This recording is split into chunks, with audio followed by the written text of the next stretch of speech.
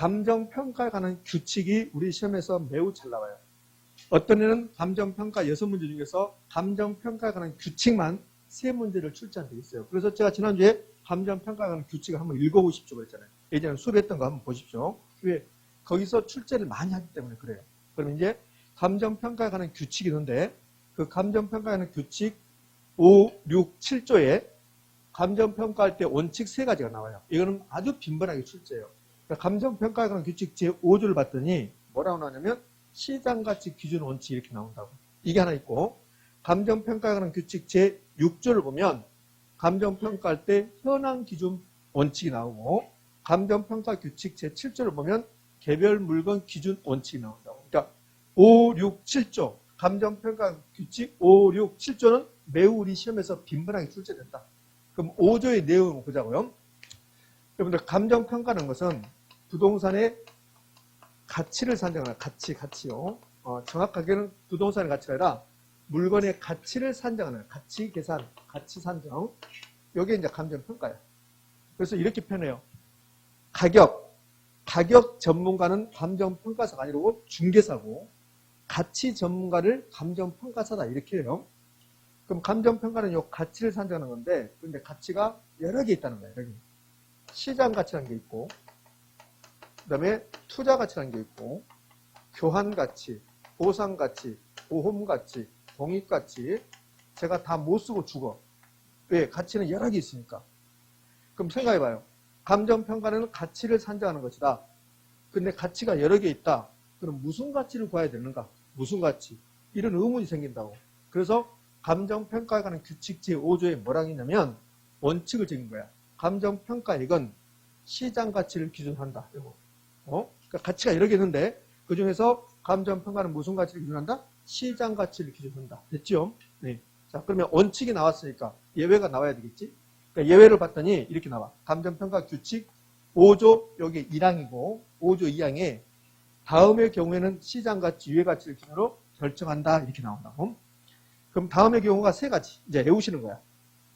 그러니까 법령에 다른 기준이 있거나 의뢰인이 요청하거나 사회 통념상 필요하다고 인정되는 경우 요 3가지는 시장 가치, 유예 가치를 기준으로 감정평가를 결정할 수 있다 없다? 있다. 여기 있는 그대로 나온다고. 그대로.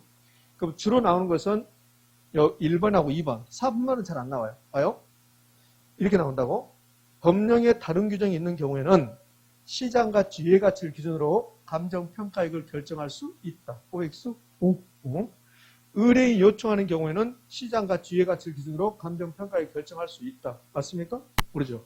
사회 통념상 필요하다고 인정되는 경우에는 시장 가치, 유예 가치를 기준으로 감정평가액을 결정할 수 있다. 맞죠? 근데 3번은 한 번 나온 적이 없어요. 3번 나온 적이 없고 1번, 2번만 나오고 있습니다. 뭐 이 정도 되시잖아요? 이거 집에서 공부해야 되겠다 그러지 말고 여기서 끝내면 되잖아요? 원칙 시장 가치인데 근데 예외적으로 법의사는 시장 가치, 유예 가치를 기준으로 감정평가액을 결정할 수 있다. 됐죠? 여기 있는 그대로 해야 되니까 시험 문제를 이렇게 출제한단 말이에요. 감정평가에 관한 규칙의 내용이다. 감정평가에 관한 규칙의 내용이다. 옳은 거 틀린 거 그래요. 그러면 여러분이 해석하지 말고 여기 규칙에 있는 그대로 해줘야 돼요. 그대로. 물어볼 때 감정평가에 관한 규칙의 내용이다 그랬잖아요. 그러니까 규칙에 있는 그대로 해줘야 된다고. 그럼 한번 질문할게요. 감정평가에 관한 규칙에 의하면 그러면 의뢰인이 요청하는 경우에는 감정평가액을 투자 가치로 결정할 수 있다. OX. O라고 하면 안 돼. X라고 해야 돼. 시장 가치, 유예 가치니까 투자 가치도 되고 보상 가치도 되고 보험 가치도 된단 말이에요. 근데 감정평가의 규칙 이렇게 물어보잖아. 그러니까 감정평가 규칙이 있는 그대로 해줘야 돼. 이 감정평가 규칙에는 시장 가치, 유예 가치를 이렇게 나왔지 투자 가치는 말은 없다고. 없어요. 그러니까 감정평가에 관한 규칙이 가면 의뢰인이 요청하는 경우는 투자 가치를 기준으로 감정평가액을 결정할 수 있는 거야. 근데 규칙 조문에는 투자 가치는 말 안 나오고 뭐라고? 시장 가치, 유예 가치. 시장 가치, 유예 가치. 되셨죠? 여기 있는 그대로. 자, 이제 하나 됐어요. 자, 그러면 이제 5조 끝났고 이제 6조. 오늘 이거 정확히 듣고 이 다음 순환에서는 이거는 생각나시죠? 하고 가는 거야. 이 다음 순환에서 제가 이거 감정평가 규칙 5조는 시장가치 예외적으로 법이사는 시장가치 유예가치 그렇게 하고 있으면 여러분 짜증나니까 오늘 이거 자세히 듣고 이제 5, 6월달 과정에서는 이거는 나중에 저거 기억나십니까? 그러면 기억 안 나는데 어쩔 수 없어. 그죠? 다 기억나야지, 이거는. 이거 뭐 계속 할 필요가 없잖아요. 한 번만 하면 되지, 이거. 여러 번 할 필요 없잖아요. 그동안 또 했고, 그러니까. 자, 그 다음에 이제 두 번째 원칙으로 갑니다.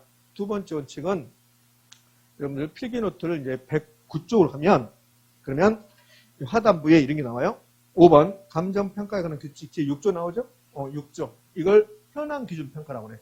그러니까 감정평가에 관한 규칙 제6조를 보면 이렇게 나와. 감정평가는 기준 시점에서 이용 상황 및 공법상 제한을 받는 데를 기준으로 한다. 받는 데로 평가한다, 이게. 이용 상황 및 공법상 제한을 받는 것을 기준으로 한다. 이걸 현황 기준 평가다, 이렇게 해요.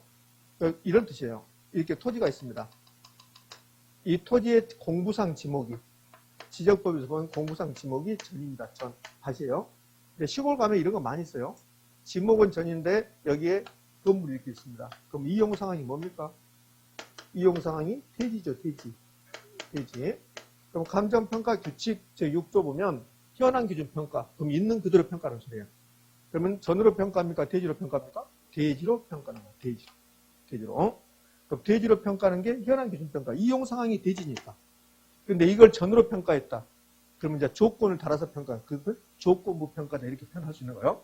이런 걸 이제 현황 기준 평가다 그래요. 그럼 현황 기준 평가는 이용 상황 및 공법상 제한을 받는 대로. 그럼 여기가 지금 여기가 자연환경 보존지역이다.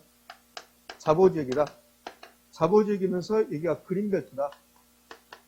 그러면 용도지역은 자연환경 보존지역. 그다음에 용도지구가 그린벨트, 개발제한구역. 이렇게 공법상 제한을 받고 있어요.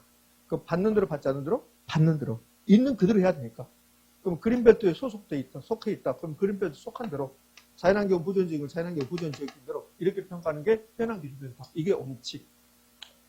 그러면 원칙이 나오면 예외가 나와야 되겠죠? 예외적으로 세 가지 경우는 조건을 붙여서 평가할 수 있는 거야. 그럼 예외적으로 조건을 붙여서 평가할 수 있다. 이 조건을 감정평가에 관한 조건이라고 그래요. 그럼 어느 경우에 세 가지 경우에. 법령에 다른 기준이 있거나 의뢰인이 요청하는 경우나 사회통념상 필요하도 인정되는 경우에는 감정평가의 조건을 붙여서 평가할 수 있다, 없다? 있다. 그럼 시험은 그냥 이렇게 나온다고. 왜? 규칙이 있는 그대로 나와야 되니까. 그럼 시험에서 이렇게 나온단 말이에요. 의뢰인이 요청하는 경우에는 감정평가의 조건을 붙여서 평가할 수 있다, 없다? 있다. 그걸로 그대로 나온다고. 이렇게. 그럼 이런 경우죠. 의뢰인이 와서 뭐라고 하냐면, 여기 내 땅이 그린벨트인데 소문이 이번에 대통령이 바뀌면, 그러면 그린벨트를 해제해 준다고 합니다. 그러면 그린벨트가 해제되는 것을 조건으로 평가해 주십시오. 의뢰인이 이렇게 요청하는 거야. 그러면 평가사가 알았습니다. 그렇게 해줄게요. 이렇게 예외적으로 의뢰인이 요청하면 조건을 붙여서 평가할 수 있다, 없다? 있다. 됐어요. 자, 이제 여기까지가 이제 우리 시험인데, 여기 이제 좀 더 깊은 내용을 가면, 그럼 이 조건을 붙여서 오면 평가사가 그 조건을 무조건 받아들이는 게 아니에요. 그럼 어떻게 하냐면, 여러분 민법에서 조건 배우죠? 그럼 조건은 뭐 실현 가능해야 되고, 적법해야 되고, 이건 배웠죠? 여기 그대로 적용돼요. 이게. 그러면 여러분이 평가사인데, 제가 와서 뭐라 하냐면, 조건을 붙여서 평가해 주십시오. 이렇게 의뢰했단 말이에요. 근데 여러분이 판단했을 때 이 조건이 실현 불가능하다, 불법적이다, 그러면 그런 조건을 붙이면 될까, 안 될까? 안 된다는 거야. 그래서 이제 감정평가 규칙은 여기서 끝나요. 여기서 끝나는데, 이제 실무 내용이 조건을 붙여서 평가 의뢰하면, 평가사가 이 조건을 검토해야 돼. 그럼 조건을 붙였다? 조건을 검토. 조건을 검토해서 이 조건이 실현 가능하고, 합법적이고, 합리적이면 감정평가할 수 있는 거야. 조건을 붙여서. 근데 이 조건이 만약에 불법적이거나, 비합리적이거나, 그죠? 그 다음에 실현 불가능하다. 실현 불가능하다면 이 조건을 붙이면 될까, 안 될까? 안 되겠지. 불가능. 이런 조건이다. 이런 조건을 붙여서 평가 의뢰하면 감정평가사가 나는 그거 평가할 수 없어요. 이렇게 해야 돼. 그럼 이런 경우는 감정평가사가 수임 거부, 나는 할 수 없습니다. 수임을 거부하거나 이미 수임을 했다면, 한다고 했다면 수임을 처리하지. 수임을 처리한다. 이게 작년에 감정평가사 시험 문제예요. 예. 그러니까 우리 시험은 여기까지만 나온 거야. 우리 시험은 조건을 붙여서 평가할 수 있다, 없다? 있다. 근데 그 조건을 이제 붙여서 평가하려면 평가사가 조건을 검토해야 된다. 그럼 시험이 이렇게 나온다. 조건은 합법적이고 합리적이고 실현 가능해야 된다. OX? O라고. 근데 그 조건을 검토했더니 불법적이거나 비합리적이거나 아니면 실현 불가능하다면 나는 평가할 수 없음. 나는 평가할 수 없으니까 다른 사람한테 알아보세요. 이렇게 하든지 아니면 이미 수임했다면 한다고 했으면 전화해야지. 그거 할 수 없어요. 이것을 수임을 철회한다고. 자, 됐죠? 여기까지. 자, 세 번째 원칙으로 갑니다. 세 번째 원칙이 시험에서 가장 잘 나와요. 세 번째 원칙은 따로따로. 이걸 개별평가라고 합니다.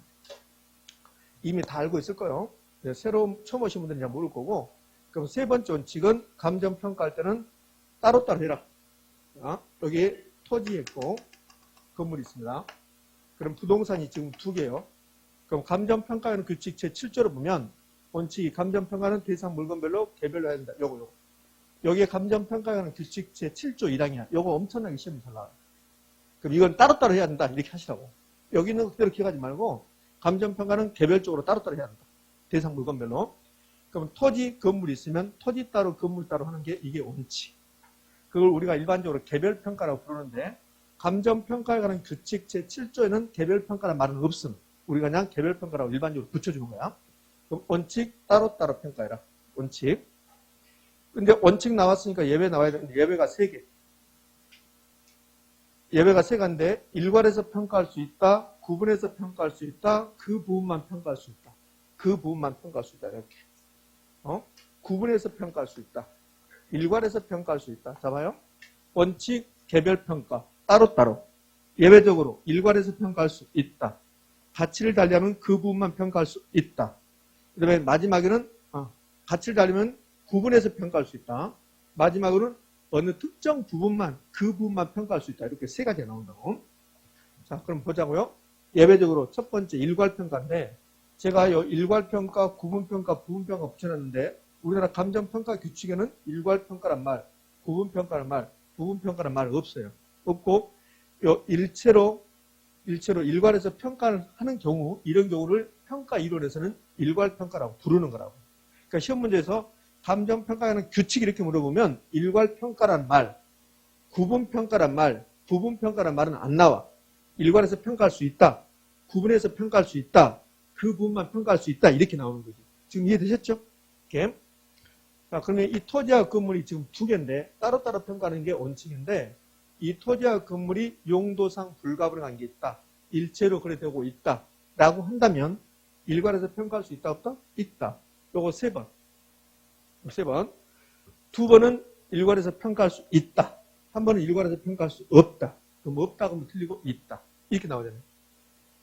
감정평가에 관한 규칙에 하면 2개 이상의 물건이 용도상 불가분하게 있고 관계 있고 일체로 거래된다 하더라도 일괄해서 평가할 수 없다. OX, X. 일괄해서 평가할 수 있다. 자, 그 다음에 이제 구분평가. 구분평가는 여기 건물이 밑에는 상가 부분이고 나머지 위에가 주택 부분이라면 이런 것을 우리가 일반적으로 주상복합 건물 그런다고? 그럼 하나의 건물인데 상가 부분과 주택 부분이 가치를 달리합니까? 가치를 달리하지. 같이. 이렇게 되면 구분해서 평가할 수 있다. 이제 그걸 우리가 일반적으로 구분평가라고 해요. 이 가치를 달리하면 구분해서 감정평가할 수 있다. 구분해서 평가할 수 있다. 요거 됐어요. 이제 이게 감정평가에는 규칙에 나온 내용이에요. 규칙은 여기까지 하면 돼. 여기까지만. 근데 이제 요 평가 이론 측면에서 어느 경우에 구분평가합니까를 물어봐. 평가 이론 측면에서 감정평가 규칙은 이걸로 끝나요. 감정평가 규칙은 구분해서 평가할 수 있다 없다? 있다. 이걸로 끝난다고. 근데 이제 여기서 우리가 평가 이론으로 가면 그러면 어느 경우에 구분해서 평가합니까? 이것도 이제 기억하셔야 돼요. 여기 지금 구분해서 평가하는 경우를 제가 딱 써놨다고. 구분해서 평가하는 경우에서 이 중에서 시험에 가장 잘 나온 게 뭐 같아요? 1번, 2번, 3번, 4번, 4번 이렇게 하면 안 된다. 4번, 미쳤나 봐. 4번, 그리고 5번. 몇 번? 4번. 4번이 워낙 시험이 잘 나온 거예요. 이런 경우를 엎드려서 절 받는다. 한번 이렇게 하는 거예요. 그러니까 요 살림이 구분해서 평가한다는 것을 반드시 기억하셔야 돼요. 살림이. 그럼 이제 요거까지 밑에까지 기억하셔야 되니까 구분평가는 요 밑에까지 기억하셔야 되니까 물론 요 밑에가 어느 경우에 구분평가입니까? 요거 자주 나오는 건 아니에요. 자주 나오는 건 아니지만 출제할 확률은 있기 때문에 요거까지 기억하셔야 돼요. 어느 경우에 일괄해서 평가합니까? 이런 건 크게 의미가 없고 요 밑에 어느 경우에 구분해서 평가합니까? 그 사례를 좀 알고 있어야 된다고요. 산림의 평가. 산림은 두 가지가 결합됐다 했잖아요. 산림은 요 산에 있는 땅 산지라고 해요. 산지. 다른 말로 임지. 산에 가면 나무 있습니까? 나무. 요 나무를 임목 그렇습니다. 임목. 이 두 개를 묶어서 산림이라고 해요. 산림. 산림. 그러면 산주와 임목이 가치가 같아요, 달라요? 다르잖아요. 가치가 다르니까 구분해서 평가할 수 있다, 없다? 있다. 그런 거요. 그럼 이제 감정평가 규칙, 우리나라 감정평가 규칙도 보면 산림은 산주와 임목을 구분해서 평가한다 이렇게 나오거든. 그러면 산림이 구분평가고 요 그림이 주상복합 건물이에요. 그럼 주상복합 건물 구분해서 평가하고 선박은 배는 선체하고 기각. 그러니까 예전에 저 있을 때는 선체가 대부분 목선이었다고, 목선. 그 목선, 그 나무 판자하고 요 기계, 엔진하고는 가치를 달리했다고. 그래서 선박의 평가는 요 엔진 부분하고 선체 부분이 가치를 달려요. 그래서 구분해서 평가하는 거예요. 공장에 가면 기계도 있고 건물도 있고 토지도 있고 이렇게 있다고. 그럼 기계, 건물, 토지가 가치를 달려야죠. 그래서 구분해서 평가하고 요 1필지가 2 이상의 획지가 됐다. 이거하고 요 밑에하고 똑같은 말이에요. 넓은 도로에 접한 토지의 전면과 후면이 가치를 달리하는 거. 요걸 우리 시험에서 냈단 말이에요. 어떻게 냈냐면 도로에 접한 토지가 전면과 후면이 가치를 달리한다 하더라도 구분해서 평가할 수 없다 이렇게 냈습니다. 뭡니까 있습니까? X. 구분해서 평가할 수 있다 이거예요. 자, 이렇게 도로가 있습니다. 이게 도로 있고 토지가 도로에 접해 있어요. 이 토지가 이제 100번지 토지입니다. 그럼 하나의 필지죠. 100번지 하나의 필지. 근데 앞부분을 전면이라고 해요. 전면. 도로에 접한 전면. 뒷부분을 후면이라고 그래요. 그럼 전면은 상가부지로 이용하고 후면은 주거부지로, 주택부지로 이용한다면 하나의 필지인데 두 개 이상의 용도를 이용 중이라고. 그럼 가치를 달리하죠. 이러면 구분해서 평가할 수 있다 없다? 있다. 그러면 상가 부분은 평당 1000만 원이고 주택 부분은 평당 500만 원이라면 그러면 하나의 토지인데 가격이 달라졌어요. 그럼 가격이 유사한 토지는 뭐라고요? 가격이 유사한 토지는 획지. 그럼 이 경우는 1필지가 2획지가 된 거라고. 1필지가 2획지. 그러면 1필지가 2개 이상 획지. 1필지가 획지가 2개 될 수도 있고 5개 될 수도 있는 거야. 그럼 1필지가 2개 이상 획지가 되면 가격이 달라졌다는 소리예요. 획지는 가격 수준이 달라지니까. 그럼 결국은 1필지가 2 이상 획지가 됐다. 도로에 접한 토지가 전면과 후면의 이용 가치가 달라졌다. 똑같은 말이 된다고. 그때는 구분해서 평가할 수 있다 없다? 있다. 자, 구분해서 평가하는 경우 산림, 선박, 주상복합 건물, 그러면은 공장, 1필지가 2 이상 획지가 됐을 때, 전면과 후면의 이용 가치가 달라졌을 때, 이런 경우는 구분해서 평가할 수 있다 없다? 있다. 집에 가서 외우지 마세요. 시험 볼 때까지 제 입을 통해서 앞으로도 10번 더 나갈 거예요. 그래도 안 된다. 그러면 이제 어쩔 수 없는 거고. 지금 집에 가셔서 민법 하시고 중개사법 하시고 그렇게 하시라고. 자, 부분평가. 부분평가는 한 장을 넘기면 그러면 이런 그림 나오네. 요 100번지 토지죠. 100번지 토지인데 이 부분만 대상 물건의 일부분만 평가할 수 있는가? 요거 평가할 수 있을까? 원칙 안 되는데요. 전체를 다 해야 되는데요. 근데 예외적으로 원칙이 안 되면 예외가 된다는 소리잖아요. 원칙이 되면 예외는 안 된다는 소리고 원칙이 안 되니까 예외는 되겠지. 예외적으로 가능하다. 어느 경우에 어쩔 수 없는 경우에 이 부분만 평가할 수도 있다는 거야. 어쩔 수 없는 경우에. 그래서 2시에 수업이 끝나는데 오늘은 어쩔 수 없이 3시까지 한다. 뭐 이런 식으로 겁먹지 말아요. 네? 그걸 이제 부분평가라고 한다고 봐요. 원칙은 이 부분을 평가할 수 없는데 어쩔 수 없이 이 부분만 평가해야 되는 경우가 나타난다. 그러면 이 부분은 어쩔 수 없이 평가한다. 그런 경우를 부분평가다 이렇게 한다고. 자, 그러면 원칙적으로 이 부분만 평가할 수 있다 없다? 없어요. 없는데 이 부분만 고가가 필요해. 이 부분만. 내 토지 100번지 토지 전체가 아니라 이 부분만 고가가 필요해서 고가가 이 부분만 수용을 한대. 이 부분만. 그럼 이 부분만 수용하면 이 부분만 국가가 보상액을 줘야 돼. 그럼 이 부분만 보상평가를 해야 한단 말이에요. 그럼 이 경우는 어쩔 수 없이 이 부분만 평가해야 된다. 그런 경우 이 부분만 평가할 수 있다 없다? 있다는 거야. 있다. 봐요. 대상 물건 일부분에 대해서 특수한 목적이나 합리적 이유가 있는 경우, 이게 이제 어쩔 수 없는 경우야. 이런 경우는 보상액을 산정해야 된다는 특수한 목적, 합리적 이유가 있다고. 이럴 때는 어쩔 수 없이 이 부분만 평가할 수 있다. 이유가 있는 경우는 그 부분에 대해서 감정 평가할 수 있다, 없다? 있다. 우리 시험은 대상 물건 일부분에 대해서 특수한 목적, 합리적 이유가 있다 하더라도 그 부분을 평가할 수 없다, 이렇게 있다고. 그러면 틀린 말. 이 부분만 평가할 수 있다, 없다? 있다. 또 한 번은 어떻게 됐냐면 이렇게 됐다고. 토지의 일부분이 도시계획 시설에 저촉됐다. 도시계획 시설. 도시계획 시설이 저촉됐다. 도시계획 시설이 가장 대표적인 게 뭘까? 도시계획 시설이 가장 대표적인 게 뭐예요? 도로. 공법을 그렇게 열심히 해도 도시계획 시설이 뭐냐고 물어보면 몰라. 공법을 그렇게 해도. 그러면 선생님 나는 도시계획 시설은 모르고 용도지역은 아는데 용도지역은 또 제대로 아느냐? 그것도 아니에요. 공법이 그렇게 어려워요. 공법이. 어려운 게 아니라 공법은 뭐랄까 좀 복잡하지. 어려운 건 없어. 공법이 복잡하다고. 선생님 어려운 게 복잡한 거 아니야? 아, 그거 아니야. 어려운 거랑 복잡한 거 다른 거요? 어려운 거하고 쉬운 거 이거라고? 복잡한 거 단순한 거. 나는 복잡하면 어렵던데 아니지. 복잡한 게 어려운 게 아니라 좀 복잡할 뿐이에요. 공법은 법조문 그대로 나와요. 사실은 법조문. 그래서 우리 중개사 시험에라 평가사 시험 공부하는 친구들, 그 다음에 다른 시험을 공부하는 친구들은 평가사 시험도 여러분들이 보는 공법, 국토계획 이유하는 법률 그거 배우거든. 그 친구들 공부하면 법조문을 봐, 법조문을. 법조문을 계속 읽은다고. 왜? 법조문 그대로 나오니까 공법은. 그러니까 여러분 이제 그렇게 할 필요는 없지만 사실은 법조문 그대로 나온다니까요. 민법은 법조문을 해석하고 그다음에 판례는 어떻게 되는가 요거 알아야 되지만 공법은 그렇잖아. 공법은 법에 있는 그대로. 그걸 또 3m 이상이면 허가 받으라면 그거 허가 받으면 되는 거야. 법에 나온 대로 이렇게 다시 작업을 했습니다. 옆에서 했는데 이 도시계획 시설이 가장 대표적인 게 도로예요.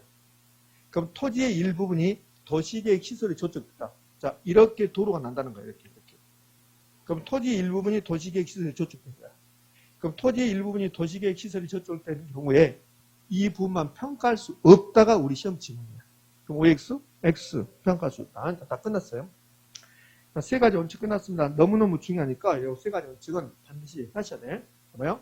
첫 번째, 시장가치 기준 원칙. 두 번째, 현황 기준 원칙. 세 번째, 개별 물건 평가 원칙. 세 번째, 7조 원칙 개별 평가. 예외적으로 일괄해서 평가할 수 있다. 구분해서 평가할 수 있다. 그 부분만 평가할 수 있다. 있다. 됐나요? 예.